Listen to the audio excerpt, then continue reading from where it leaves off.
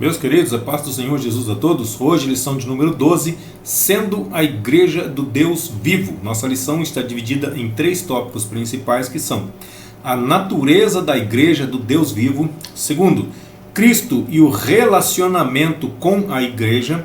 Terceiro, as armas da Igreja do Deus vivo. Nosso texto áureo se encontra em Efésios, capítulo de número 5, versículo 32, que diz: grande é este mistério. Digo, porém, a respeito de Cristo e da Igreja. A nossa verdade prática diz que a noiva de Cristo não pode ser mudada, pois ela é a guardiã da verdade revelada e suas vestes devem se manter imaculadas para as bodas do Cordeiro.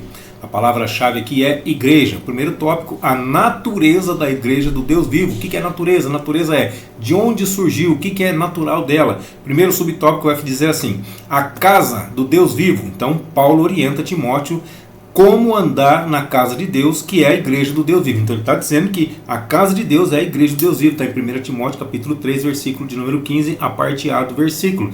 Então casa de Deus significa templo, e igreja do Deus vivo também inclui os membros da igreja. Não é somente o templo, mas os membros também fazem parte da igreja. Aliás, existem vários tipos de igreja: igreja denominação, igreja ministério, igreja pessoas. Igreja que vai ser arrebatada, Valdecir, qual que é? São todas as pessoas de todos os períodos, de todos os tempos, até o dia que chegar o arrebatamento. As pessoas vão subir, as pessoas que são tementes a Deus, que aceitaram a Jesus Cristo como seu único e suficiente Salvador. Essas pessoas compõem a igreja de Cristo. O apóstolo Paulo ainda usa alguns vocábulos como domésticos da fé, lá em Gálatas 6 e 10. Ele usa família de Deus em Efésios 2,19. Também usa corpo de Cristo em 1 Coríntios 12, 27. E também usa templo de Deus em 1 Coríntios 3,16.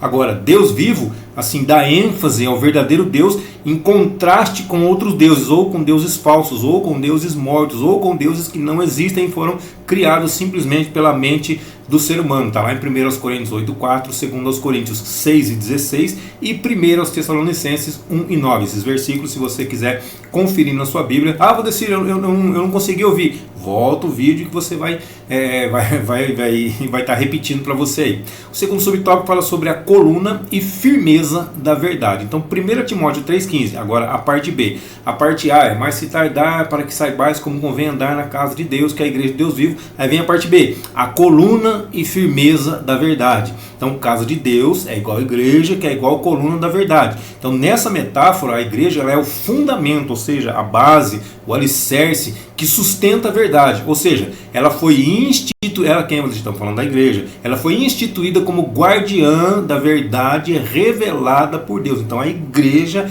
é a guardiã da verdade, ou da palavra de Deus, da palavra que foi revelada por Deus. 2 Timóteo capítulo 1, versículos 13 e 14 diz: conserva o modelo das sãs palavras que de mim tens ouvido na fé e no amor que há em Cristo Jesus. Ó, ele falou conserva, agora no 14, guarda. Então conserva e guarda o bom depósito pelo Espírito Santo que habita em nós. Então conservar e guardar em detrimento de alterar e ressignificar, que é o que as pessoas estão tentando fazer com a palavra de Deus. Estão querendo fazer alterações, ou seja, já fizeram alterações, já tem Bíblias que foram lançadas com alterações, já tem Bíblias que foram lançadas com ressignificados, ou seja, deram outro significado a algumas palavras, a alguns versículos de um modo geral. Então, nós estamos falando, a Bíblia diz que nós temos que conservar, ou seja, aquele modelo antigo, a palavra de Deus, ela precisa ser conservada, ela precisa ser guardada. Um salmista diz que nós temos que esconder a palavra do Senhor no nosso coração para não pecarmos contra Ele. Qualquer alteração, qualquer mudança, qualquer ressignificado que nós dermos à palavra de Deus, nós estaremos alterando a palavra de Deus, adulterando a palavra de Deus, adulterando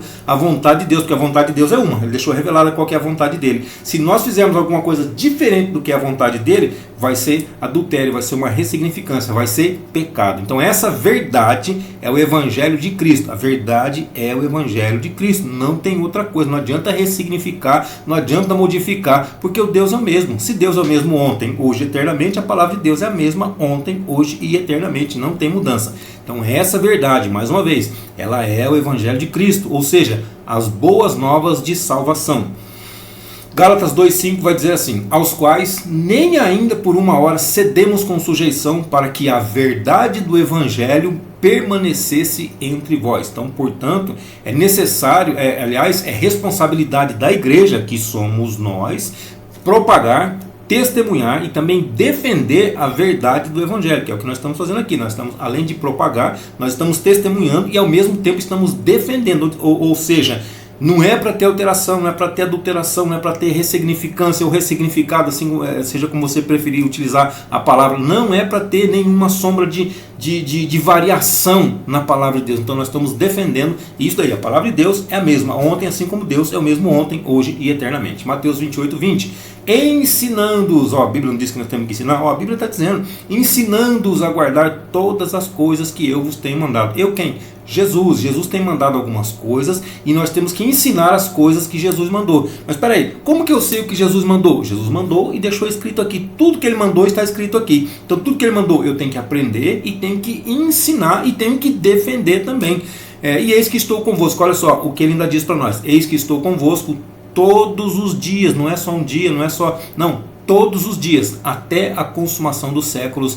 Amém. Então, se a verdade do Evangelho ela for corrompida, então a igreja deixa de ser sal e deixa de ser luz. Mateus 5, 13, 14 diz assim, vós sois, ele não diz assim, vós serão, não, ele diz assim, vós sois, nós já somos o sal da terra. Se o sal for insípido, ou seja, se ele não tiver sabor, com que se há de salgar? Peraí. Nós somos o sal da terra. Se o sal não tiver sabor, com o que vai salgar? Com o que vai temperar? Com o que vai dar outro sabor? Não tem outra coisa, não é? Para nada mais presta senão para se lançar fora, jogar fora e ser pisado pelos homens. Aí o 14. Vós sois, não, vós não serão, vós sois, já somos a luz do mundo.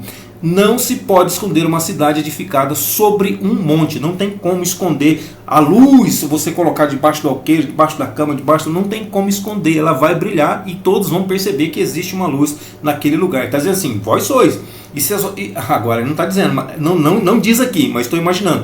Da mesma forma que o sal. Se o sal não tiver sabor, como é que vai salgar? Se a luz não tiver brilho, quem que vai iluminar? Então é necessário que nós sejamos realmente o que a palavra de Deus diz que nós somos, sal e luz. O terceiro subtópico fala sobre o mistério da piedade. Então a verdade do Evangelho, ela é personificada em Cristo. Olha só, então a verdade, ela é uma pessoa. Quem que é essa pessoa? Essa pessoa é Cristo. Então Cristo, através da sua palavra, nós o conhecemos, nós sabemos quem ele é e qual é a sua vontade. Então a verdade é o próprio Cristo. João 14,6, disse-lhe Jesus, eu sou o caminho e a verdade e também a vida. Então ninguém vem ao Pai senão por mim. Pode ver que ele diz assim, ninguém vai ao Pai senão por mim. Ele diz assim, ninguém vem ao Pai. Por quê? Porque em outra passagem ele diz, eu e o Pai somos um, eu e o Pai estamos interligados. É isso que ele quer, unidade. Ele quer, da mesma forma que ele está interligado com o Pai, ele quer que nós estejamos interligados com ele também.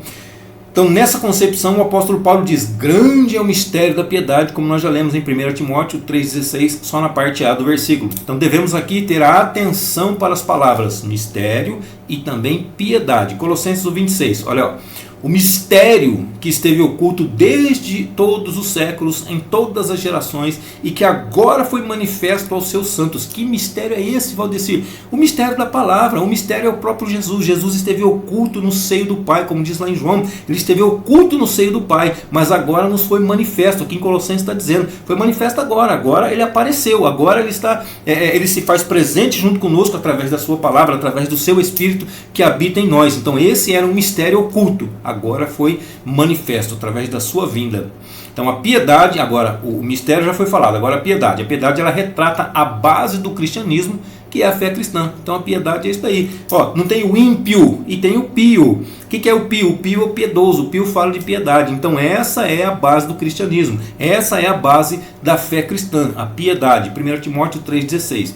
E sem dúvida alguma, grande é o mistério da piedade. Deus se manifestou em carne, foi justificado no Espírito, visto dos anjos, pregado aos gentios, crido no mundo e recebido acima na glória. Então a igreja é a fiel portadora dessa verdade. A igreja detém essa verdade, só que não é para deter, para ficar com ela, não. Ela tem essa verdade para poder dividir, para poder compartilhar com as outras pessoas. Segundo aos Coríntios 2,17, porque nós não somos, como muitos, falsificadores da palavra de Deus. Antes, falamos de Cristo com sinceridade, na presença, falamos de Deus na presença de Deus. Então, olha o que ele está dizendo aqui. Nós somos detentores da palavra de Deus. Nós somos detentores da verdade. O que ele diz aqui? Mas nós não somos como muitos. Peraí, tem muitos aí no nosso próprio meio que são falsificadores da palavra de Deus. Não, pelo contrário. Ele está dizendo que nós falamos de Cristo com sinceridade. Nós falamos assim como se estivesse falando de Deus na presença de Deus. Tem como você mentir, falar de uma pessoa na presença dela? Pois é, então nós falamos de Deus como se estivéssemos na presença dele? Não, porque nós estamos na presença dele. Nós falamos dele na presença dele. Resumo desse tópico: a igreja é casa do Deus vivo, coluna e firmeza da verdade, e também é fiel portadora da verdade do Evangelho. O segundo tópico fala sobre Cristo e o relacionamento com a igreja. Primeiro subtópico: santificação e pureza. Não sei se você viu aqui atrás, santificação e santidade, né? Existe uma diferencinha pequenininha, mas às vezes a palavra está no lugar trocado, tá? Só para você ter uma ideia aqui do que é santificação e do que é santidade, então colocamos aqui, santificação é um ato, é um depósito, é um preço pago. Um preço pago por Jesus lá na cruz, derramou todo o seu sangue, pagou o preço pela nossa santificação, sem a qual ninguém verá o Senhor, como nós vamos ler um versículo daqui a pouquinho aqui, tá? Então, a santificação é o ato de quem? O ato de Cristo, é o depósito. Jesus depositou, Jesus pagou o preço por nós. Aí a santidade é o que? A santidade é o efeito. Cristo, ele nos santificou e nós vamos andar em santidade. Então a santidade é o efeito do ato de Jesus. Toda ação gera uma reação. Então ali a santificação é a ação, a santidade é a reação. A santificação é o ato, a santidade é o efeito. É o dia a dia, é o nosso cotidiano, é o nosso andar com Cristo todos os dias. Então Paulo ele ensina que Cristo morreu pela igreja, para que a santificasse, está em Efésios capítulo 5, versículo 26. Para que a santificasse, a igreja, tendo-a purificado por meio da lavagem da água pela palavra. Então essa expressão ela significa que a palavra opera uma limpeza espiritual dentro de nós. Cada um que aceita Cristo recebe essa limpeza. Então João 15:3 diz assim: vós já estáis limpos pela palavra que vos tenho falado. Então todo aquele que recebe a palavra já está limpo, já foi lavado pela palavra. Tive que dar uma pausa porque entrou gente aqui, mas voltando, João 15:3, vós já estáis limpos pela palavra que vos tenho falado. E também João 17:17, santifica-os na verdade. A tua palavra, ela é a verdade. Então na regeneração, Cristo nos purifica do pecado. Então, quando nós somos regenerados, é porque Cristo está nos purificando de todo o pecado. 1 Coríntios 6:11 diz: e é o que alguns têm sido, mas haveis sido lavados, mas haveis sido santificados, mas haveis sido justificados em nome do Senhor Jesus e pelo Espírito do nosso Deus. Espera aí. O que alguns de nós temos sido? O versículo 10 responde. A gente leu 11, né? 1 Coríntios 6:11, 1 Coríntios 6:10. Ele dá aquela lista: não erreis, nem os devassos, nem os idólatras, nem os adúlteros, nem os efeminados, nem os sodomitas, nem os ladrões, nem os avarentos, nem os bêbados, nem os maldizentes, nem os roubadores herdarão o reino de Deus. E aí ele continua: e é o que algum de vós tem sido. Mas algum de vós tem sido, ou foram em outros tempos, mas haveis sido lavados, santificados, justificados em nome do Senhor Jesus e pelo Espírito do nosso Deus. Tito 3,5 vai dizer assim: não pelas obras de justiça que houvéssemos feito, mas segundo a sua misericórdia, nos salvou pela lavagem da regeneração e da renovação do Espírito Santo. O que ele está dizendo aqui mais uma vez? Que nós não somos salvos pelas obras que nós fizemos ou pelas obras que nós fazemos, mas pelo contrário, é pela misericórdia, pela graça, é por meio da fé, que é um dom de Deus. Então ele nos salvou pela regeneração e renovação do seu Espírito em nós. Então no propósito do Calvário já estava inclusa a nossa santificação, Hebreus 13:12, e por isso também Jesus, para santificar o povo pelo seu próprio sangue, padeceu fora da porta. Então, santificação, o ato de Jesus, morreu lá na cruz pelos nossos pecados, nos santificou através desse ato, pagou o preço por nós. Então, santificação é o que está aí no quadro, e santidade também está aí no quadro. Aqui em cima, santificação, aqui embaixo, santidade. Está claro? 1 de Pedro 1,15. Mas, como é santo aquele que vos chamou, sede também santos em toda a vossa maneira de viver. Está englobando tudo aqui. Da mesma forma que é santo aquele que vos chamou. Quem nos chamou? Foi Jesus que nos chamou, foi o Senhor que nos chamou. Sede vós também santos em toda a vossa maneira de viver. Ah não, mas vamos dar um ressignificado nesse todo aqui. Vamos abrir alguma exceção. Irmão, você pode escrever o que você quiser. Você pode ressignificar o que você quiser. O que eu quero saber é o seguinte: qual que é o problema que nós vamos enfrentar diante de Deus? De ter adulterado, de ter modificado, de ter ressignificado a sua palavra. Não adianta, a palavra de Deus é uma só. Deus é um só e a palavra dele é uma só. A palavra de Deus, irmão, tem que seguir isso aqui à risca. Se nós não seguirmos as regras, por exemplo, eu quero jogar futebol, eu vou lá jogar futebol, mas eu quero jogar, já que eu sou lutador de Kung Fu, eu quero jogar na voadora. Irmão, a regra do futebol não permite voadora. Eu quero jogar chutando a canela. A regra do futebol não permite chutar a canela. Mas eu quero que seja assim. Não é porque você quer que vai ser assim. Você tem que seguir a regra. Então a palavra de Deus é a nossa regra de fé e conduta. Já ouviu essa frase? Regra de fé e conduta. O que nós temos que fazer? Seguir a regra. Temos que seguir a regra. Mas eu quero alterar aqui. Altere e fique para você. Não altere e coloque os outros no meio não, porque você vai estar prejudicando a vida dos outros. Prejudique somente a sua. Assim, mas eu vou para o inferno. Irmão, quem sou eu para dizer quem vai para o céu, quem vai para o inferno? Eu não tenho chave de céu e chave de inferno para ninguém não. O que eu tenho é a palavra de Deus para compartilhar com você. Quer você ouça, quer você deixe de ouvir. A minha função, a minha tarefa é fazer com que ela seja difundida, ela seja espalhada. Agora, você pode dar ouvidos ou não. Fica a seu critério. Hebreus 12,14 diz: segui a paz com todos e a santificação, sem a qual ninguém verá o Senhor. Peraí, sem a santificação ninguém vai ver o Senhor ou sem a santidade? Não, a santidade é o reflexo. Então nós precisamos da santificação, nós precisamos do Senhor Jesus, nós precisamos do sangue dele derramado, do ato dele feito, do depósito dele feito lá no templo por nós, do preço pago por ele. Nós precisamos da santificação. Sem a santificação, sem Jesus Cristo, sem o sangue da cruz, sem o sangue derramado por Jesus na cruz do Calvário, ninguém vai ver o Senhor. O segundo subtópico fala sobre uma gloriosa e irrepreensível. Então a santificação ela tem como alvo preparar uma igreja gloriosa, sem mácula, nem ruga, nem coisa semelhante, mas santa e irrepreensível. Ou seja, a ausência de mácula e de ruga, de mancha e de enrijecimento aí, significa sem mancha alguma de ordem moral ou espiritual. Nós tratamos de coisas que nós podemos ver. Quando ele fala de mancha, é algo visível. Quando ele fala de ruga, é algo visível. Mas aqui, quando fala da igreja, ele está falando de coisas espirituais. Então não pode ter mancha espiritual, não pode ter ruga espiritual. Por quê? Porque isso vai ser algo visível. E se é algo visível, é algo palpável, é algo que todo mundo está sabendo. Peraí, aquela igreja mudou. Olha, aquela igreja era daquele jeito, mas ela mudou. Então as pessoas estão percebendo as manchas, as pessoas estão percebendo as rugas na igreja. A igreja não pode ter mancha, não pode ter ruga. Então, de ordem moral e de ordem espiritual está se tratando, mas ela não pode. E isso, como eu acabei de dizer, isso é algo visível. As pessoas notam, aquela igreja era desse jeito, agora está aceitando isso. Não aceitava aquilo, mas agora está aceitando. As pessoas notam, as pessoas percebem. Nós temos que voltar para a palavra de Deus. Então a Escritura, ela compara a relação de Cristo com a igreja e da mesma forma do marido com a esposa. Segundo os Coríntios 11:2. Porque estou zeloso de vós com zelo de Deus, porque vos tenho preparado para vos apresentar como uma virgem pura a um marido, a saber, a Cristo. Então a igreja ela tem que ser uma virgem pura para se encontrar com o seu marido, que é Cristo. Assim a igreja se prepara para a festa nupcial ou para as bodas do Cordeiro. Apocalipse 21, 2 e 9. E eu, João, vi a cidade santa, a nova Jerusalém que de Deus descia do céu, adereçada como uma esposa,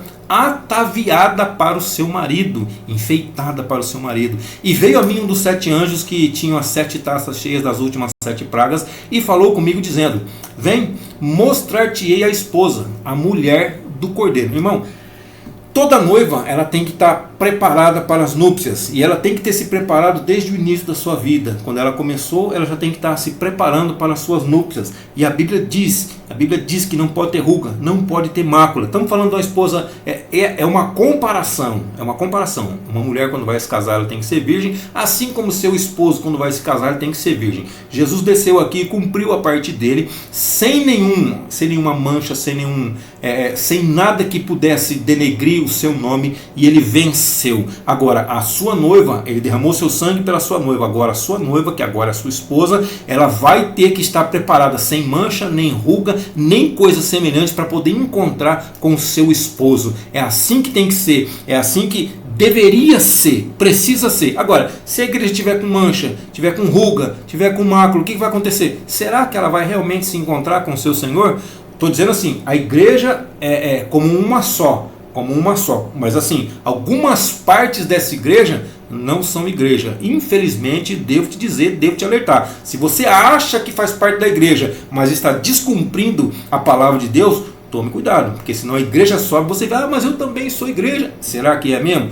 Temos que tomar bastante cuidado para que nós possamos estar com Cristo e participar dos seus benefícios, dos seus beneplácitos. O resumo desse tópico diz assim: a santificação, a pureza e o caráter irrepreensível da igreja se destacam no relacionamento de Cristo com ela. Aí o terceiro tópico fala sobre as armas da igreja do Deus vivo. Primeiro subtópico, o zelo pela verdade. Lucas 21:33 diz assim: passará o céu e a terra, mas as minhas palavras não hão de passar. Está vendo? Confirmando mais uma vez aqui. A palavra de Deus não vai passar. Ela vai continuar. Não vai mudar um J nem um tio da lei. Não vai ter nada ressignificado. Não, negativo. A verdade bíblica, ela é absoluta. E ela é imutável. João 17:17. Santifica-os na verdade. A tua palavra é a verdade. Então tem que ser santificado na palavra de Deus. O Evangelho de Cristo, ele é a única verdade. João 14:6. Disse-lhe Jesus: eu sou o caminho, a verdade e a vida. Ninguém vem ao Pai a não ser por mim. Não existe outra forma de se achegar a Deus a não ser por Jesus Cristo, seu Filho. Então a igreja é a fiel depositária dessa verdade. A igreja recebeu essa verdade e tem ela consigo. 1 Timóteo 3,15. Mas se tardar, para que saibais como convém andar na casa de Deus, que é a igreja do Deus vivo, a coluna e firmeza da verdade. Então, se você achar que ele está demorando, então pelo menos você sabe como deve andar. Eu sei como devemos andar, como devemos proceder, como devemos agir, como devemos falar. Os salvos em Cristo são despenseiros da mensagem da redenção. 1 de Pedro 4,10. Cada um administre aos outros o dom como o recebeu, como bons despenseiros da multiforme graça de Deus. Recebeu o dom de Deus, então administre aos demais da mesma forma que você recebeu. Repasse sem distorções, sem ressignificados, sem adulterações. O segundo subtópico fala sobre o ensino da verdade, Efésios 4, 11 e 12. E ele mesmo deu uns para apóstolos, outros para profetas, outro para evangelistas, outro para pastores e também doutores. Quem deu? O próprio Senhor Jesus deu. Jesus deu pastor à igreja, Jesus deu evangelista para a igreja, Jesus deu doutores para a igreja, profetas para a igreja, apóstolos para a igreja, e não o contrário. Jesus não deu igreja para o pastor, igreja para o evangelista. Não, é o contrário. Jesus deu pessoas para cuidar da sua esposa, para cuidar da sua noiva, como preferir. Então, agora, por que ele fez isso? Querendo o aperfeiçoamento dos santos para a obra do ministério, para edificação, para a construção do corpo de Cristo. Então Deus não faz nada sem propósito, Deus não faz nada sem objetivo. Então o objetivo é esse. Ele colocou, ele deu esses 5 ministérios para que haja o aperfeiçoamento de todos os santos. O que é santo? Aqueles que estão no mundo, mas não fazem parte do mundo. A palavra santo significa separado. Então, portanto, o líder deve, 1 Timóteo 3,2. Convém, pois que o bispo seja irrepreensível, marido de uma mulher, vigilante, sóbrio, honesto, hospitaleiro e também apto para ensinar, preparado para ensinar, capacitado para ensinar. Então, desse modo, um líder vocacionado não cede às falsas doutrinas, segundo aos Coríntios 2,17. Porque nós não somos como muitos falsificadores da palavra de Deus. Mesmo versículo, estamos repetindo, né? Antes falamos de Cristo com sinceridade, como de Deus, na presença de Deus. Também lá em 2 Timóteo 4, versículos 3 e 4, vai estar falando a mesma coisa. Então a verdade bíblica, ela deve ocupar a primazia, ter o primeiro lugar na igreja. 1 Timóteo 4,13. Persiste em ler, exortar e ensinar, até que eu vá. 2 Timóteo 2,15. Procura apresentar-te a Deus aprovado. Corre atrás. Como obreiro que não tem do que se envergonhar, que maneja bem a palavra da verdade, a palavra de Deus, a Bíblia Sagrada. É assim que nós temos que nos apresentar diante de Deus. E também João 8,32, para concluir aqui: conhecereis a verdade, e a verdade vos libertará. Mas eu estou precisando ser liberto. É porque falta conhecer a verdade. Precisa conhecer a verdade. Vamos buscar a verdade. Quem é a verdade? A verdade é Cristo, a verdade é uma pessoa, a verdade é a palavra de Deus. Jesus Cristo é a verdade. Então somente Ele pode nos libertar libertar. Somente Ele pode nos levar para o céu. O resumo desse tópico diz que zelo e ensino pela verdade são duas principais armas da igreja do Deus vivo. Amém, queridos? Deus abençoe sua vida, sua saúde, seu ministério, e até a nossa próxima aula, se assim Deus nos permitir.